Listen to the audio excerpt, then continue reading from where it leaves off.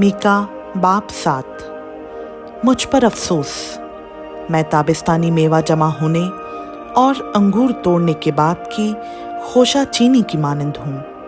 ना खाने को कोई खोशा और ना पहला पक्का दिल पसंद इंजीर है। दीनदार आदमी दुनिया से जाते रहे, लोगों में कोई रास्तबाज नहीं। वो सब के सब घात में बैठे हैं कि खून करें।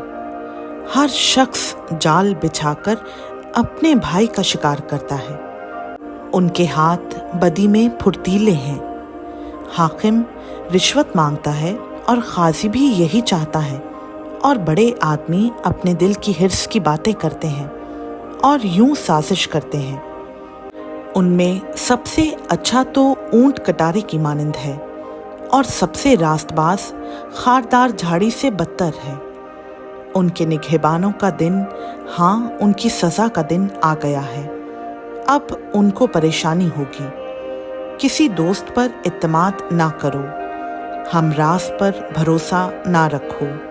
हाँ, अपने मुंह का दरवाज़ा अपनी बीवी के सामने बंद रखो, क्योंकि बेटा अपने बाप को हकीर जानता है, और बेटी अपनी माँ के और बहू अपनी सास के खिलाफ होती है, और आदमी के दुश्मन उसके घर ही के लोग हैं। लेकिन मैं खुदावंद की राह देखूंगा और अपने निजात देने वाले खुदा का इंतज़ार करूंगा। मेरा खुदा मेरी सुनेगा। ऐ मेरे दुश्मन, मुझ पर शादमान ना हो, क्योंकि जब मैं गिरूंगा तो उठ खड़ा हूँगा। जब अंधेरे में बैठूंगा तो खुदावंद मेरा नूर होगा। मैं खुदावंद के कहर की बर्दाश्त करूंगा, क्योंकि मैंने उसका गुनाह किया है। जब तक वो मेरा दावा साबित करके मेरा इंसाफ ना करे। वो मुझे रोशनी में लाएगा और मैं उसकी सदाकत को देखूंगा। तब मेरा दुश्मन जो मुझसे कहता था, खुदावंद तेरा खुदा कहाँ है, ये देख कर रुसवा होगा। मेरी आंखें उसे देखेंगी। वो गलियों की कीच की मानंद पायमाल किया जाएगा। तेरी फसील की तामीर के रोज़ तेरी हदूद बढ़ाई जाएंगी। उसी रोज़ असूर से और मिस्र के शहरों से और मिस्र से दरियाए फरात तक और समुंदर से समुंदर तक और कोहिस्तान से कोहिस्तान तक लोग तेरे पास आएंगे, और ज़मीन अपने बाशिंदों के अमाल के सबब से वीरान होगी।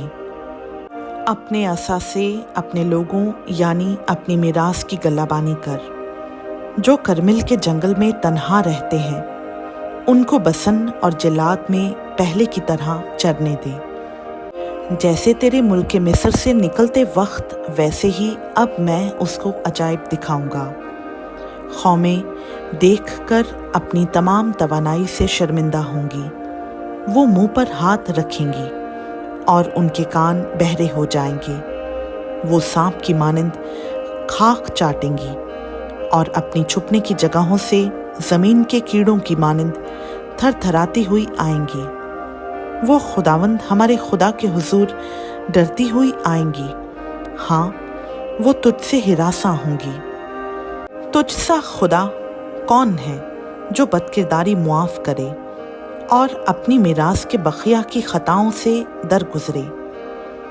वो अपना कहर हमेशा तक नहीं रख छोड़ता, क्योंकि वो शफकत करना पसंद करता है। वो फिर हम पर रहम फरमाएगा। वही हमारी बदकिरदारी को पायमाल करेगा और उनके सब गुनाह समुंदर की तह में डाल देगा। तू याकूब से वफादारी करेगा और अब्राहम को वो शफकत दिखाएगा जिसकी बाबत तूने क़दीम ज़माना में हमारे बाप दादा से कसम खाई थी। खुदा उनका पाक कलाम का पढ़ा, सुना, समझा और कबूल किया जाना हम सबों के लिए बाइस बरकत हो। आमीन।